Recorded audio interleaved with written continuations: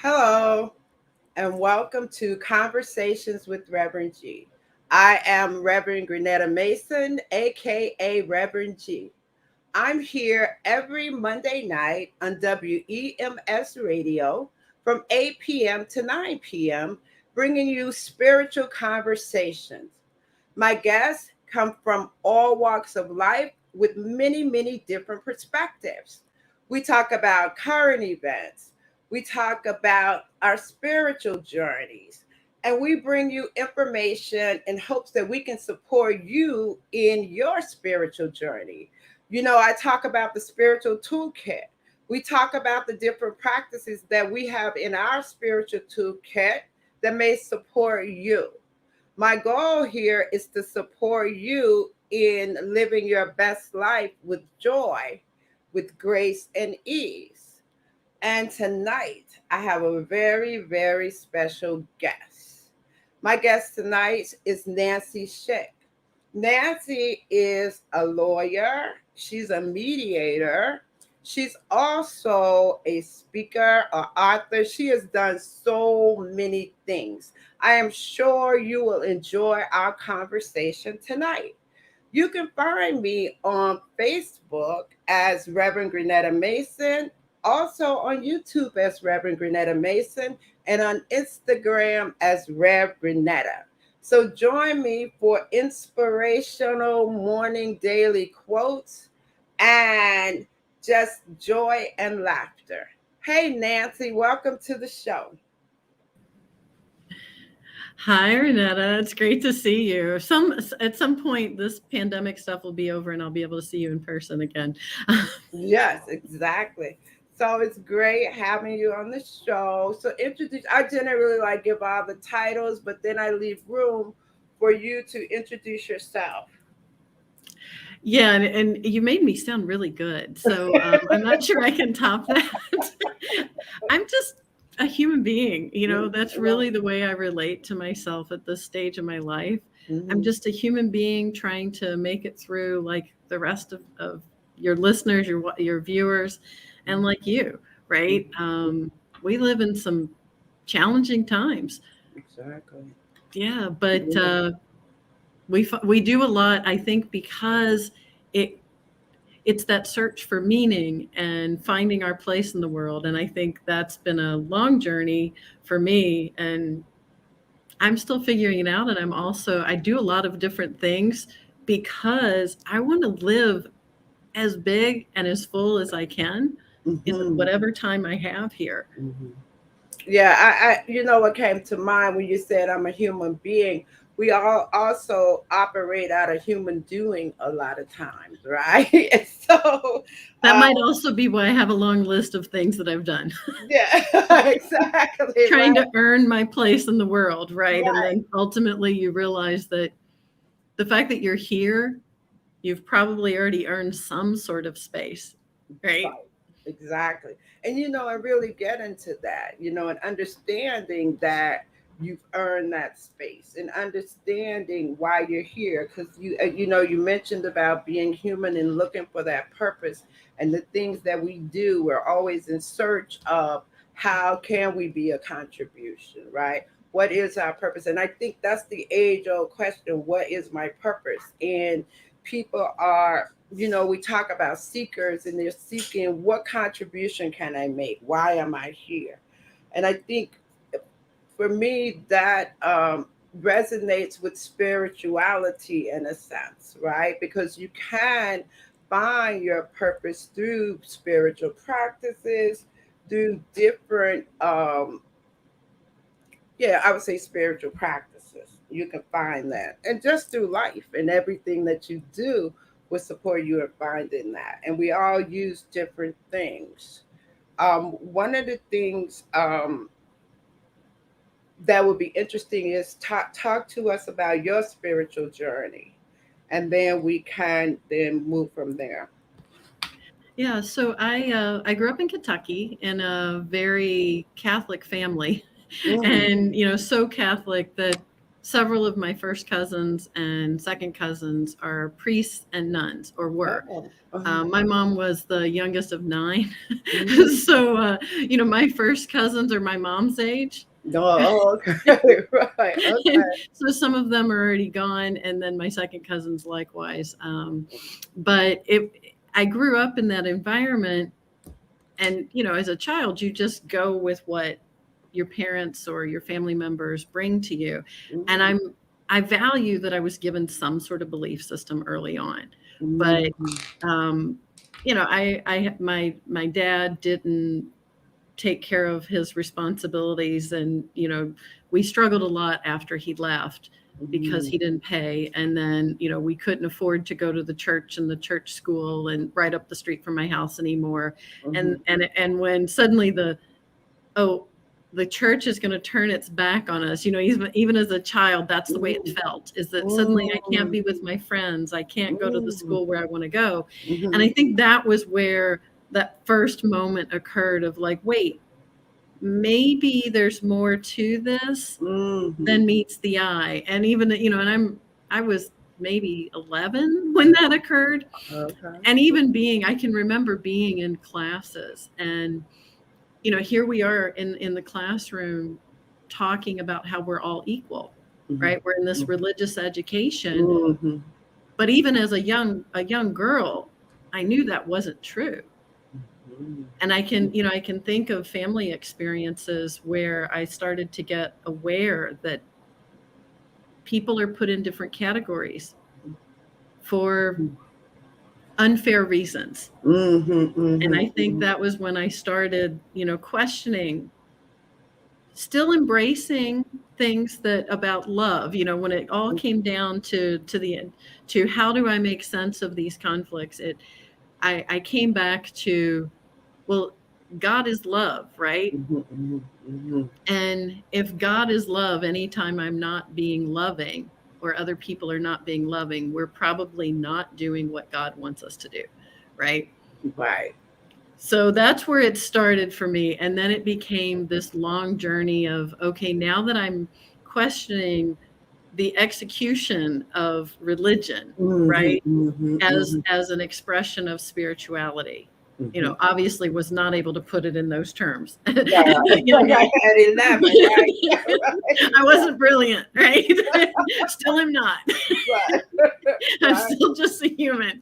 But Right. I think, it started then trying different churches, Mhm, reading a lot of different books, and learning about spirituality versus religion, and understanding ultimately the same thing I understand as a lawyer, that our systems are only as good as the people within them, and that there is, on paper, mhm. a lot of opportunity in almost every structure that's ever been designed.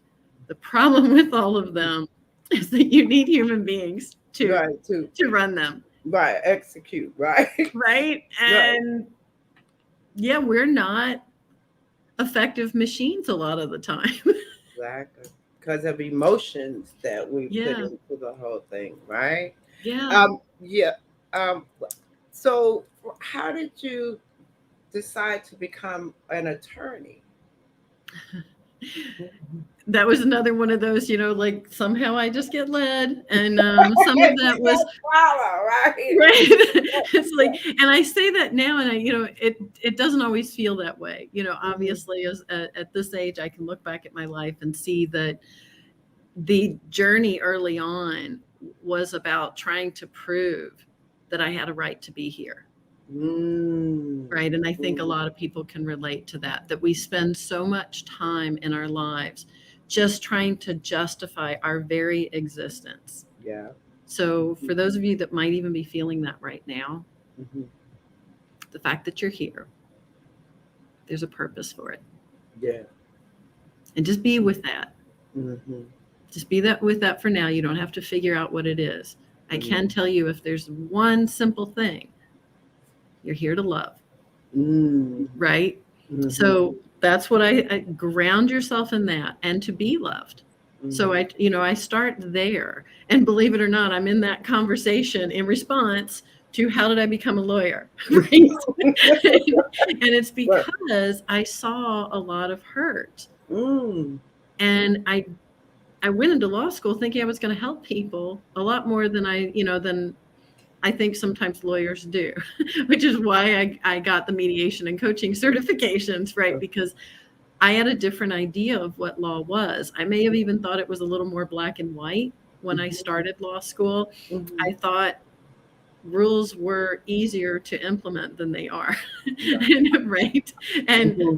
and you probably have heard now, most people that know a few lawyers know that our classic answer is, well, it depends. Right. Right? Mm-hmm. Mm-hmm. Mm-hmm. And I think I found some odd reassurance in that. Mm-hmm. Even though, there are things that I'd like to see improved in the court system, I do think ultimately there's a structure that was well intended, but only as and I'm talking about the most basic structure. Mm-hmm. Again, the execution of it throughout the Mm-hmm. history of our country, human beings have really effed it up. Yeah. Right? Right. Right. And but that doesn't mean that the whole structure is bad. Mm-hmm. Mm-hmm. And this is what we're grappling with, I think, as a country, which is also why I stay in law, is because I still feel like maybe I was called to it because there's something I can do Mm-hmm. to contribute to some better systems. And so far it's been trying to keep people out of that system and empower them to resolve their own conflicts. Oh, okay. I And know that's how you I do. got in mediation and coaching.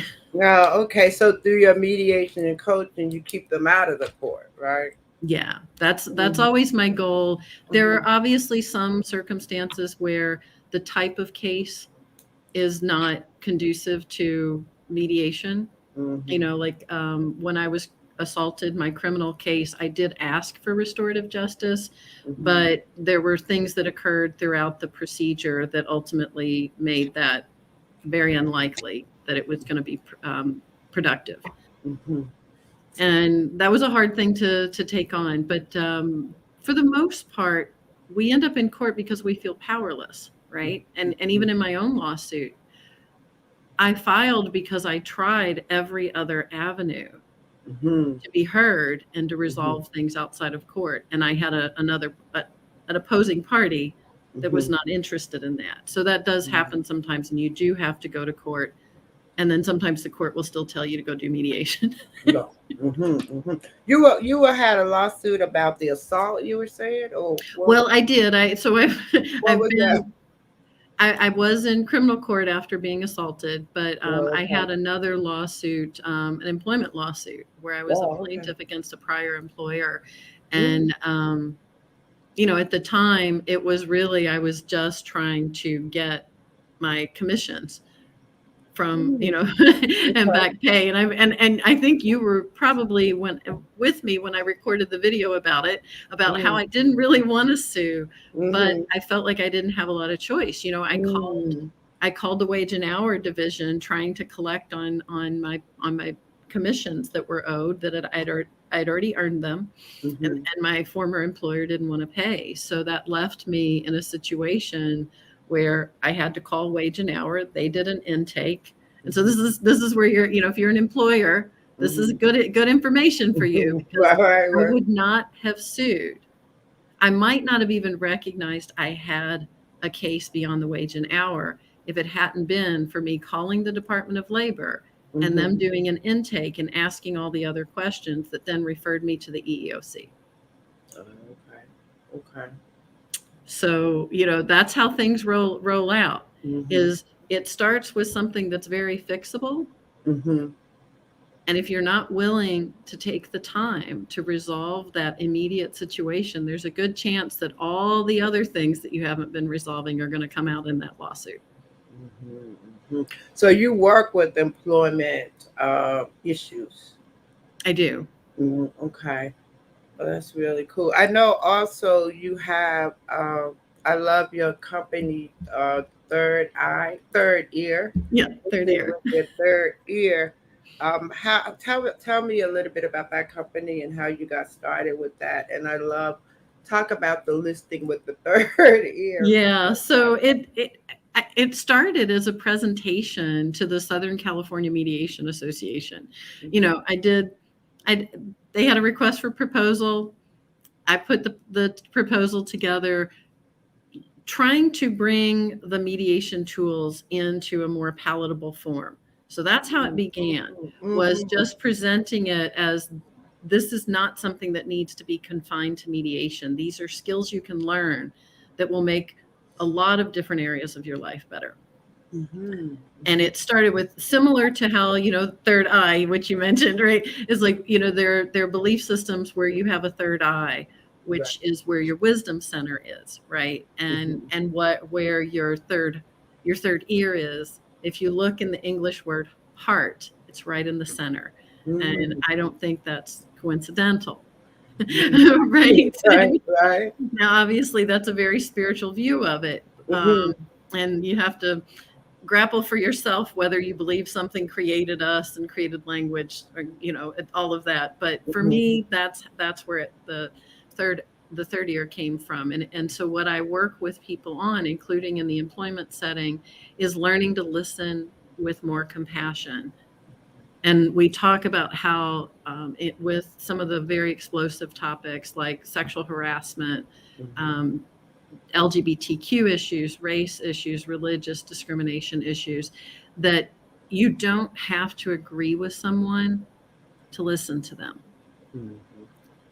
Like Right. right now, what you're doing by listening to me, and Mhm. for your listeners, this is your generosity. This is a gift you're giving us. Yeah.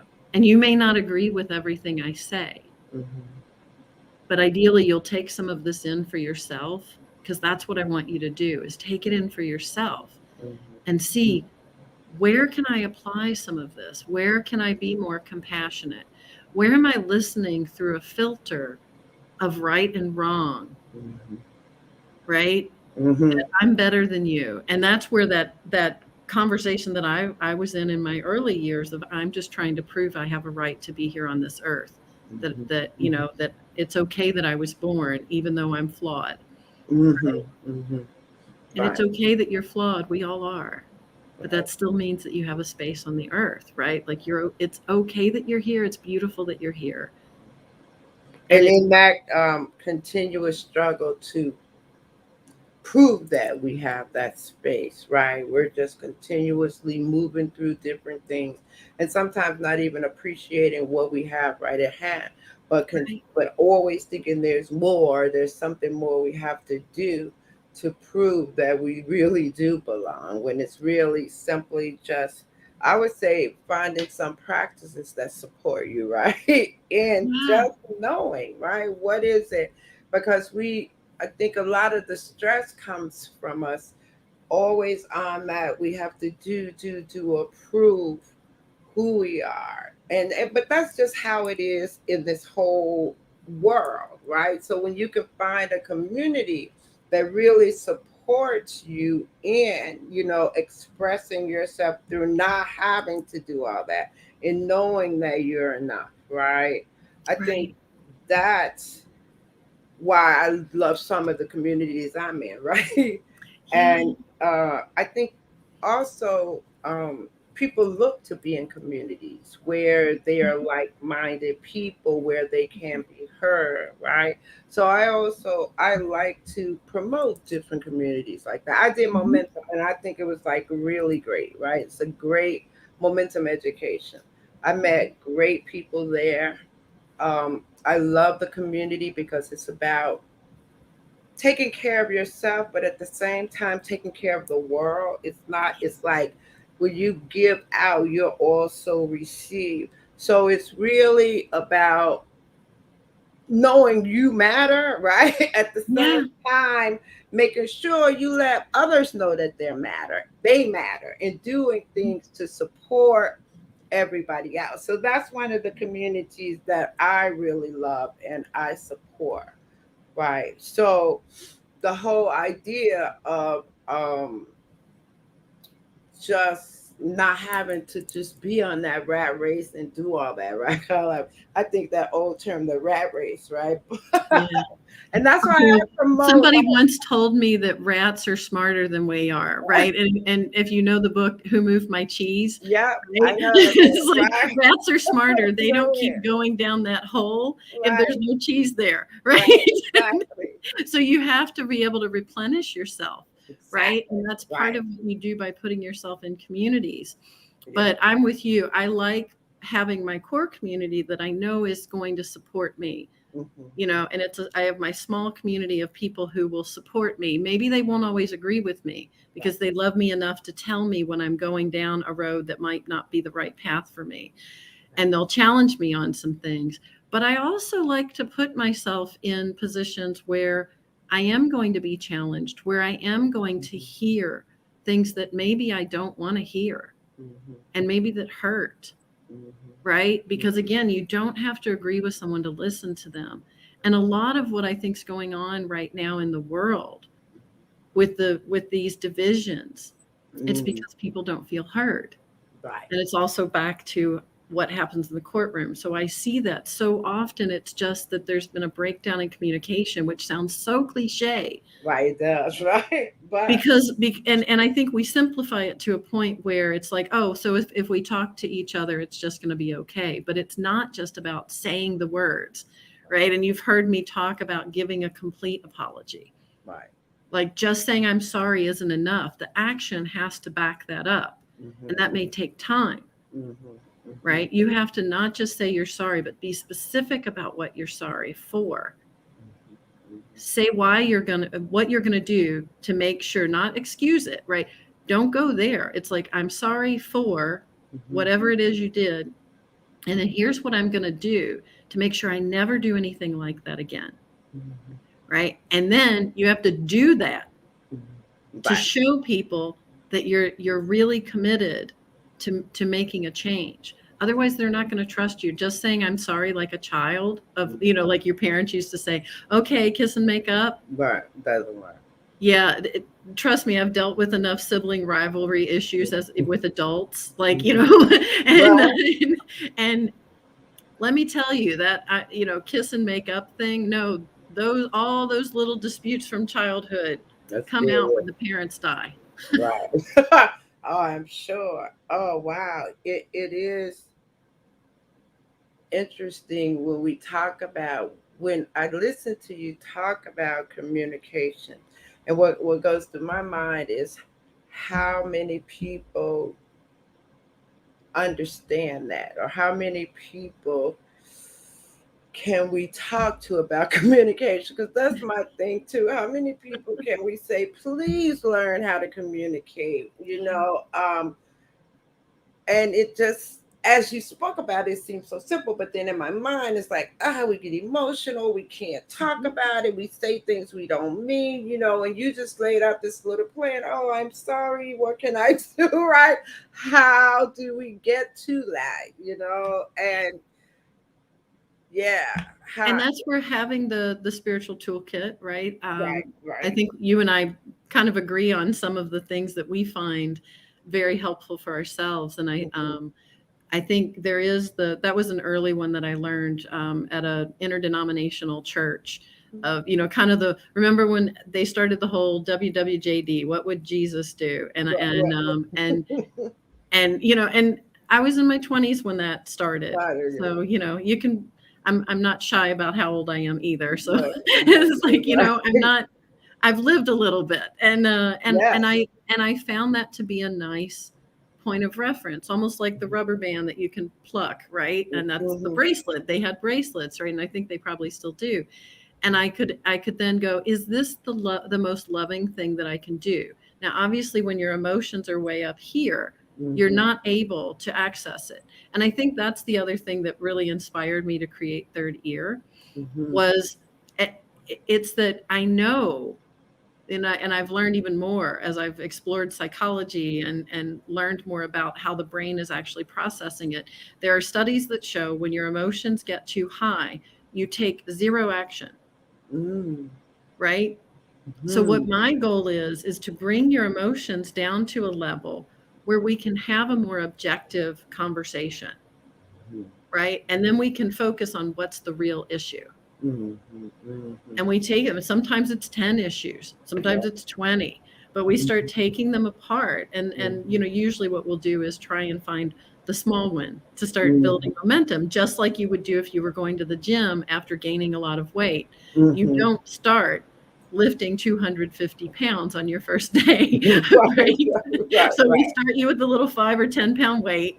We give you some wins, you start to see some progress, and then we start going in a little bit deeper. It's a lifelong process because we Mhm. carry a lot of hurt, Yeah, and we depending on do. where we come from, it may As take a I lot of tell you, layers. we carry a lot of hurt, and it takes something to trigger the hurt. And I try, Before, yeah, I try to find a gentle way to go in, right? mm-hmm, And mm-hmm, so the way I like to explain it, and I've had people explain it that have coached me to do what I do, it's like bringing people into a safe laboratory environment where you don't have to wait for that tragedy. You don't have to wait for someone to be on their deathbed before you realize that it's mm-hmm, time to make the changes. You mm-hmm, don't want to wait. Life is short. And mm-hmm. during the pandemic in particular, I think a lot of us, you're seeing the great resignation. You're Yeah, seeing, we've had a lot of loss. I know you've had loss over the past year. I've had loss over the past year. And then we've had the latest civil rights movement that seems to be a little quiet right now. And, right, and so there's right. concern that that hurt is never going to be fully addressed, Mm-hmm, right? So there's right. just so much going on for people, and I think we need to get people into some sort of environment where they can start practicing these skills, and then eventually we can start taking on those bigger issues. And that was part of what I learned at the UN also. It's Mm-hmm, frustrating, right? right. It's very frustrating to be over there with your big dreams and ready to save the world and realize it may take your entire life to Mm, resolve some of these issues. But mm-hmm. just because it's going to take time doesn't mean Not do anything about it. not doing it. Exactly. If you look at anyone who becomes great at what they do and makes a real difference, Mm-hmm, it's that persistence, mm-hmm. it's that intention. Okay, yes. Yeah. Consistency, persistence. Those are the Yeah. words. Consistency is a big word for me, right? Yeah. Um, Not one I always practice, the, but I work on it, right? Because I think about exactly. consistency in spiritual practices. Because sometimes when I get unplugged, and I'm like, oh, and then I plug back in, and I realize, oh yes, I need to consistently do this. Because then I'll consistently feel great. I don't And know, and right? and and that's actually, I'm glad you brought that up because that's something else I had to grapple with as well. Is just because I've gotten skills at resolving conflict doesn't mean that my life is perfect, Right, right? And I right, think there's something about that too, is this expectation that we're going to resolve hurts and then we're never going to hurt again. right. And as much as I hate when people hurt, and I don't like to hurt either. Right, right, It's like, right. but you can probably look at your life and realize that those were the moments, that little bit of friction, they shaped you. Mhm, mhm, And when you get to a point where you do realize you have a place in the world, that it is okay that you're here, and that you do deserve whatever space you've got, mhm. then you start to become more open to the hurts that you might have to go through. And everybody's going to go through, everybody's going to lose their parents, Mhm, right? mhm, Everybody's going to lose a loved one. mhm. It sucks. It absolutely sucks. I cannot give you anything that's going to say you're not going to feel any hurt over that. Because Right. even if you don't have a relationship with a parent, Mhm. You still. you're going to have to deal with the grief of losing the dream of Mhm, having that be a relationship, right? I mhm, went through that when mhm, my dad died. I mhm. didn't have a relationship really with my dad. I saw him maybe 5 times in my whole life, Okay. Mhm. and when he died, I was sad, Mm. but I didn't. It was like I might have been just as sad when Robin Williams died because I had that little of a relationship with him, right? And it doesn't So mean, funny, right? That right? right, It's just right. I was sad because a human being died. Happened to be your dad, right? Isn't that Right. And interesting? then Yeah. eventually the grief came up in a way that said, oh, Mm-hmm. I'm never going to have a relationship with my dad. Mm. Possibility of that is gone. Okay. And Mm-hmm. people go through so many different variations of these types of hurts. Yeah.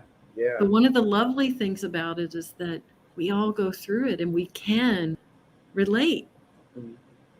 So Mm-hmm. that's where I said, just tap your own experience and remember that the person on the other side of whatever communication, whatever conflict, and that's at work, at home, in the grocery store, on the street, right? Yeah. Right. Every, Right. how many times have we heard that everybody's going through something, you don't know what they're dealing with?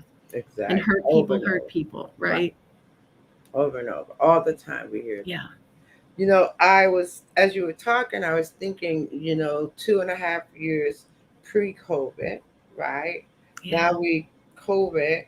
Talk about the impact now for you. So if you think about pre, then we went to 2.5 years. What are you seeing happening now? Is your business different, more? What do you see? Are you changing? Are you using a different strategy? What's going on? Yeah, I think what happened around April or May last year was when I recognized that we had gotten through that first major wave of COVID. adaptation, right? Hmm. Adjustment.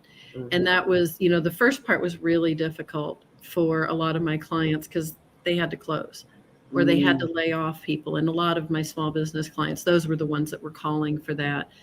And these are these are people they feel like are family. Some Mhm, of them actually were family, mhm, right? mhm, And there was a lot of that before the pandemic assistance bill was passed, right? And we just mhm, knew people were going on unemployment. We didn't know there was going to be a supplement. It was very upsetting for them. So that was the first wave of activity that changed for me. mhm. Well, I should say the very first thing that happened is I was sent home from my job at Queens College, Wow. right? And that was the first thing. And then after that, we get the Like, wave of small businesses adapting, essential services, trying to find enough PPE for them, the personal right. protective equipment. I Mhm, actually would run around to hardware stores looking for parts and then call clients and meet them on the street corners. That's what mhm, it was like. mhm. So yeah, that was not necessarily business related, right? Right, But right. it was human related because I Mhm, I just wanted my client to be okay and their people to be okay. So we just jumped in. mhm. Then the next adaptation was some of my bigger clients started coming and saying, we've got essential workers. So how do we make sure they're safe? Mhm, mhm, And I said, they wanted me to do a presentation. One of my clients in particular I've been working with for a very long time. mhm. I won't say how long because it might give away it might give away which Right. client it is, right? But we've been working together a long time, and I said, "Well, what do you want? Just a legal presentation, or would you like me to bring in the mediator approach?" And they Mhm, said, we want that. mhm. And I said, "Thank you. After all Yeah, these years, you right. finally get that this, bringing the human conversation in, bringing the human elements into it, recognizing that some of your employees are not going to be able to come to work because their spouses or family members are essential workers in a hospital, Mhm, or maybe they have kids at home that need to be homeschooled and they can't be left at home by themselves and there's no one to babysit them, right? mhm. As it you're going to have the whole variety of things. So the what happened was all this keep work and home separate Went out went the out the window, Yeah, right? And it's yeah. not like I'm telling anybody anything new, Mhm, but suddenly my clients got it at a deeper level mhm. and they knew that they weren't well equipped to have the conversations necessary. And then right after that, George Floyd, well, actually before George Floyd, there was Ahmaud Arbery, right? Mhm, So, and then I'm from Louisville, so the mhm, Breonna Taylor case really hit me hard, mhm, mhm, really hit me hard, and a lot of mhm. people that I know and love.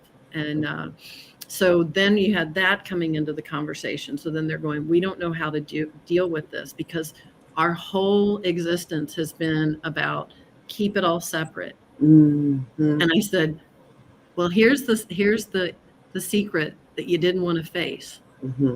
All those times you were saying keep home and work separate, they weren't. Right. You thought people were, oh, I'll have a policy of don't talk about certain things in the workplace. Mm-hmm. When most people find out those things are still being talked about in the workplace, when they get sued. Right. So I was like, just accept that people are people and they're going to have the conversations. So Mm-hmm. you can help them have it have those conversations in very productive ways and Mm-hmm. get skills around that, or you can allow them to go willy nilly and have people get Mm-hmm. hurt, have discriminatory behavior occur, have good employees leave, Mm-hmm. and have lawsuits. Mm-hmm. It's up to you. Right. Like Right. it's your risk, it's your business, and I but that's Mm-hmm. really the way I see it. Is like there is so much opportunity to just build the relationship Mm-hmm. and do good Right. across the board. Right. And you're seeing that that's changed because I think it's shifting now once people realize that they've been home, this whole family, and now this work life balance, there's a shift in what that really looks like now to people. Right. They don't want to go back to this whole work focused thing and not have that balance. Right. As people also have learned that they can do their jobs from home, companies are getting the pushback, Right. saying, right, if I have been able to do this whole time, why do you need to see me? So we're seeing a shift. People are actually leaving their jobs because they can't do a remote, right? So it Right. will be interesting to see how, how it shapes out. And I think what you're bringing is to these companies understand the human aspect of all of this now, right? And bringing that new perspective to companies about where people really are. I really think that's what is needed now, and I think we'll see as we move through this even more changes because I think about from the perspective of the all this new inclusion, diversity, inclusion,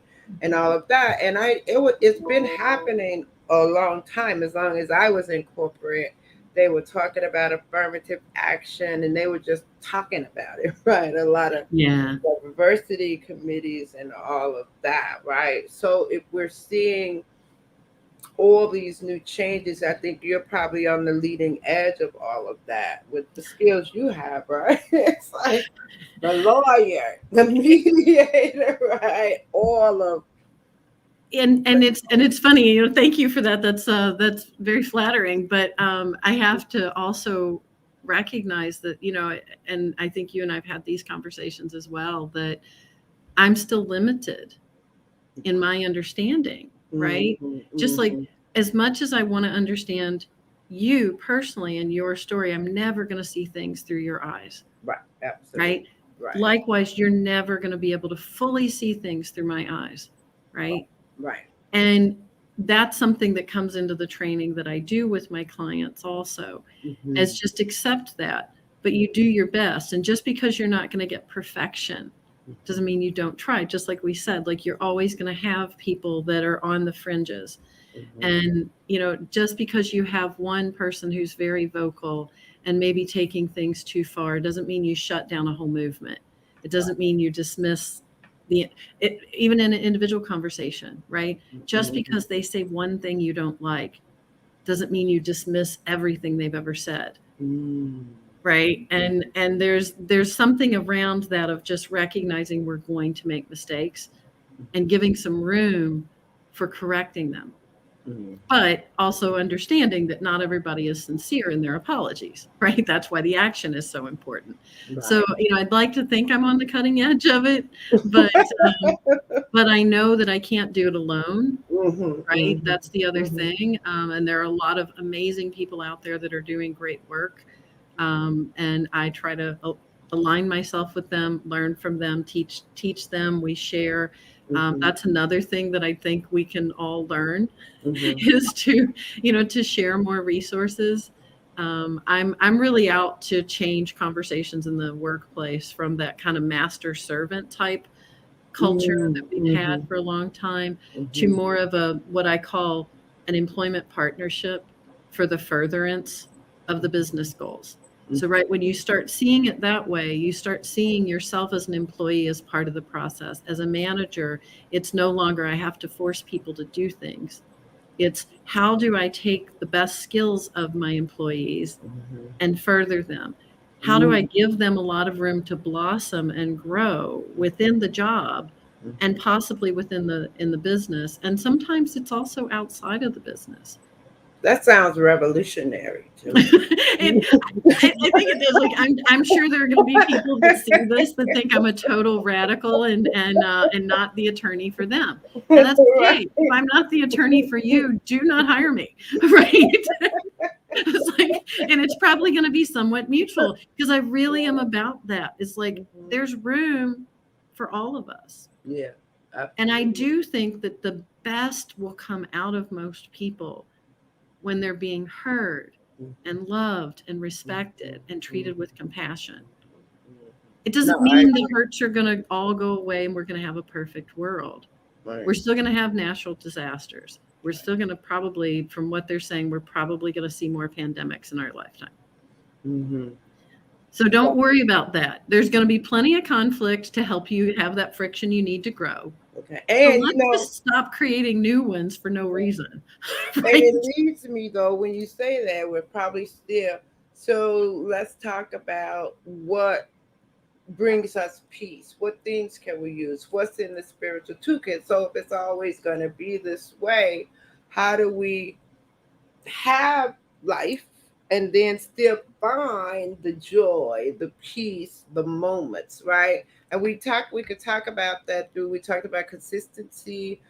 What are some of the spiritual practices that you use, Nancy, to support you in just finding that? I always say, where is that space where you feel that peace and like everything is going to be all right and all is well, right?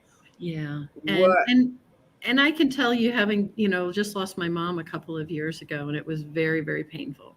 She Mhm, was one of my closest friends. We went to that point as adults where, mhm, we became each other's confidants and I cared for her, went through a couple of her cancers. So we were very, very close and I almost lost her a couple of times. mhm, So I can tell you from what I had to do then that I mhm, went to, way up here, high mhm, level where I couldn't always access my best self, right? mhm, And so one of the things it's actually part of the 30-year conflict resolution process, by the way. mhm, It's mhm, it's to free the emotions. Like mhm, we live in a world that's told us that some emotions are good and some are bad, and that we mm, should pursue happiness and joy, which is not a bad thing.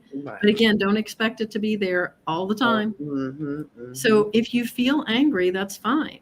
mhm, Allow mhm, yourself to feel angry. mhm, If you need to go, and I've given clients permission to do this, if you need to go in a private room, shut the door and throw a tantrum, stomp your feet like a 2-year-old, if that's going to make you feel better, great. Set the timer, mhm, right? And go mhm, 10 minutes, go. But when that 10 mhm. minutes is up, if you make it that long, right? It's done. You've let it go. Get back to now, how do I focus on what the conflict is so that I can move forward? Because action is the only thing that's going to change it, right? Mhm, So mhm, you can't just, bottle it all up. As I did that too. And I'm a survivor of a suicide attempt when I was about 19, 20 years old. And it mm, was because I kept bottling up all of the hurt. And mm, I had no outlet for it. mhm, And it got too big. And I don't want anybody to ever, ever, ever go through that again. mhm, So I'm like, find a way if you're angry. If you need to sit and cry for 2 whole days, you'll need some water. I've done it, right? mhm, Where mhm. allow all of that to just flow through you because we're not, as human beings, we're not designed, depending on, I always find it funny because I'm like, well, who designed us? But I'm not sure. But Right. ultimately, we know that our bodies tend to not work. And this is including our minds, right? But like water passes through us. We take the Mhm, nutrients, the food, right? We take the nutrients, air, we take the nutrients, and then let it pass through us. It's the same thing with emotions. We can't stop them from passing through us. Bad things will happen. to us, Mm-hmm. right? So that's one of the first things is like if you need that time, and this is something I've been talking to my clients about too, is you're going to have employees that sometimes just need that time. Mm-hmm. Give them permission to feel it, because if you do, they're going to go feel it. They're going to free those emotions and they're going to come back with a clear head, and they're not going to be up here where they can take no action, Mm-hmm. right? So it's always bring them back down to a level where they can think again. I mean, Mm-hmm. we've all been there, Yeah, right? So I absolutely. find that's one of them, is to just first allow the emotions in a Mm-hmm. safe environment where you're not going to cause harm to other people, right? Mm-hmm.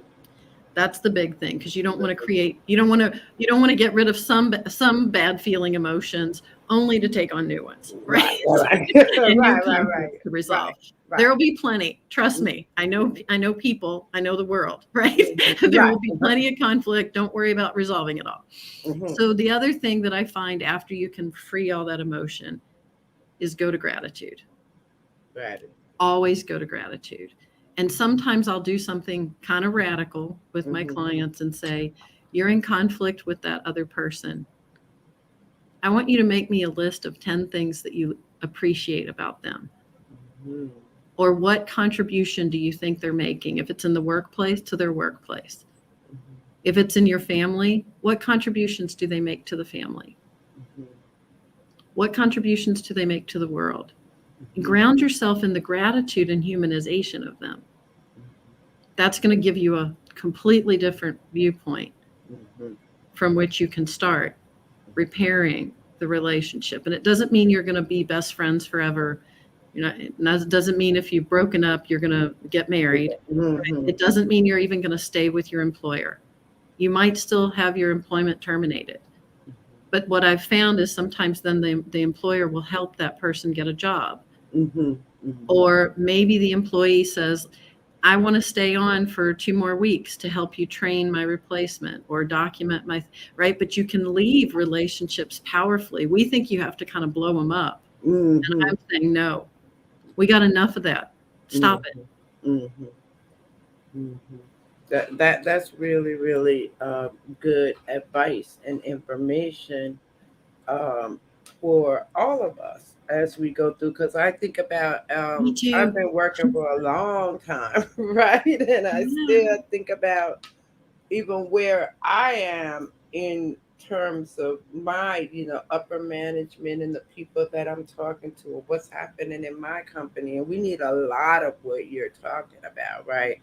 But at this point, because I am going to retire soon, I can find myself in a space where I say, okay, I'm good, right? Right. Because as you said earlier, it takes a lot to change some of these systems and to change the culture. And if you can make, I feel like if I can impact the person that reports to me, then great, right? Because it's hard to make the whole change for the company, right? And Yeah. find it, right? So, yeah, and I don't find that in companies really, now I'll say my company and my experience has been where they really look at the skill sets of the people and put them in the right place and make sure they're being creative and make sure it's something is missing in that, and I think that's why we get a lot of people just going through the motions of going to work, and a lot of people saying they Mhm. don't like work and Mhm. not liking their jobs because they just feel trapped in it. Yeah, because our work is ideally an expression of our skills and experience and the difference we want to make in the world. Now, that That's doesn't mean that you're going to save the world with your job, right? But right. it does mean that you have the ability, if you're a clerk, to be the best clerk possible, Absolutely. right? When I was waiting tables, I tried to be the best waitress possible to make that experience for the customers as powerful as possible. It's small, right? It's a Mhm. small thing, but it's looking at that. And then it might be that the difference you're making isn't in your work. It's that you're still doing a great job when you're there, but the big differences you make are in your family, Yeah. in your neighborhood. at Mhm. your church, in your community, right? Wherever it is that you connect with other people. I had a program that I did when I did some work with Landmark Worldwide. Mhm. I don't know if you know about them, but you can look them up. They've gotten some questionable press over the years. They've been around for a So long time. landmark education. Yeah. I did landmark. I Yeah, okay. did. So yeah, and it's got a I know reputation, landmark. Right. right? Yeah. It's got a reputation from its older days, but they've Right. definitely revived it, and I got a lot out of it. It's like I did church. too. I get Right. a lot out of church when I go. Mhm. I can get something from anyone, Right. right? Exactly. But I found that that was one of the things is that you can just be open to learning. Mhm.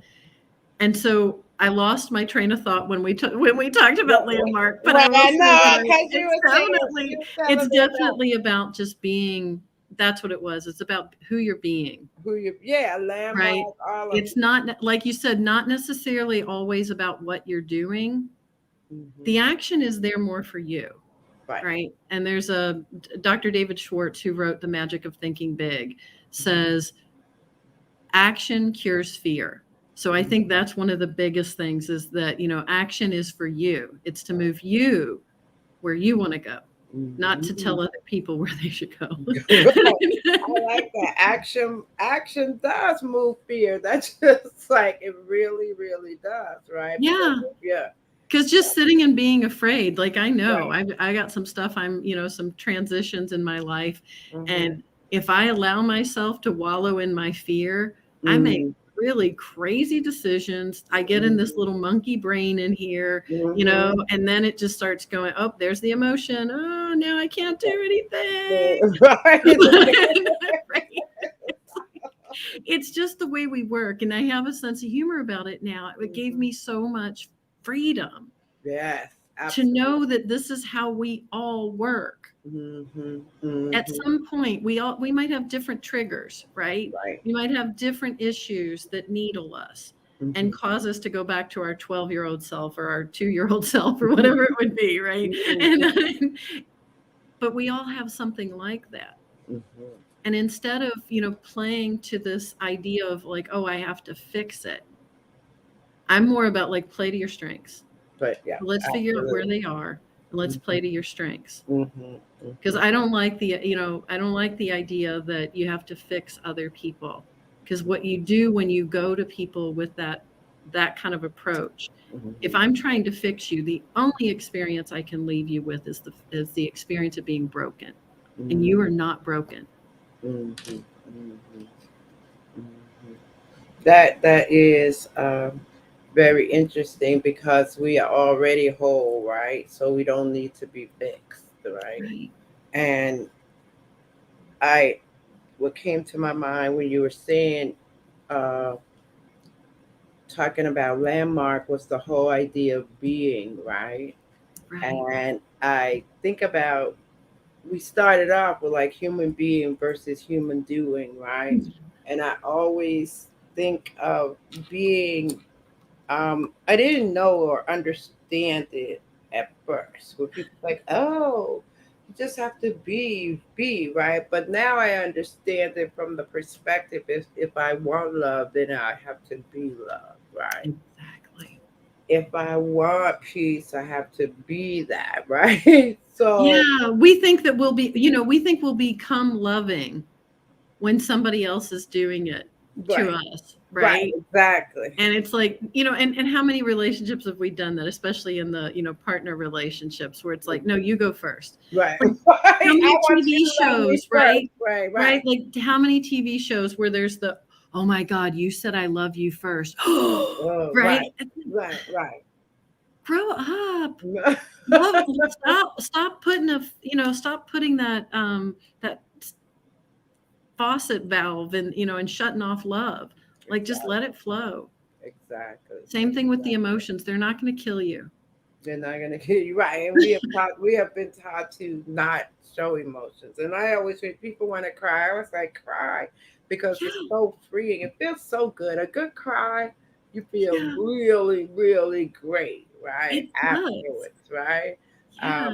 It's You like a know, good sweat, okay, but from yeah. your eyes. Exactly.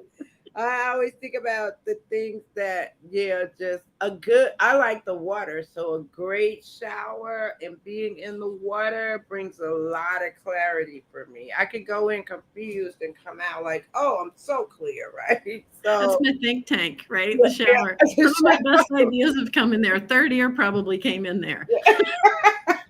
I know, right? And it's an experience for a lot of people. The shower moments, I call them, because you're there and it's just you, and you have these great ideas. I know that one of the things that for me I find that really works is I follow Abraham in the law of attraction and being in the vortex.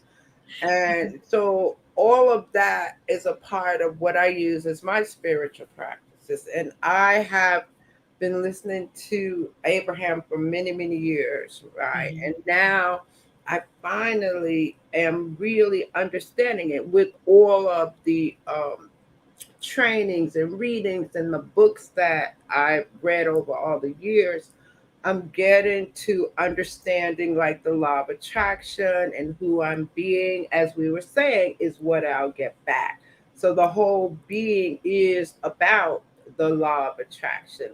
And that's one of the things I like to share with people because I always say, well, the law of what you're thinking, right? Yeah. And how your thoughts attract and how you can look at the thoughts that you have and see just how your life is playing out, right? Yeah. I also, it's so interesting. We're running out of time. I I have know. to have you come back because just so many things that you mentioned. I wanted to talk about that whole mental health space right now, Yeah. and supporting people and now talking about it. You know how it used Mhm. to be a secret to be depressed, right? Or you Right. didn't want people to talk about it. It wasn't like an open thing. And the whole idea is that now, we're really talking about it. And I think it opens up to give people more places for support. And then you start to say, oh, I'm not in this alone. I can reach out. So I'm really, really excited about talking about mental health. Yeah.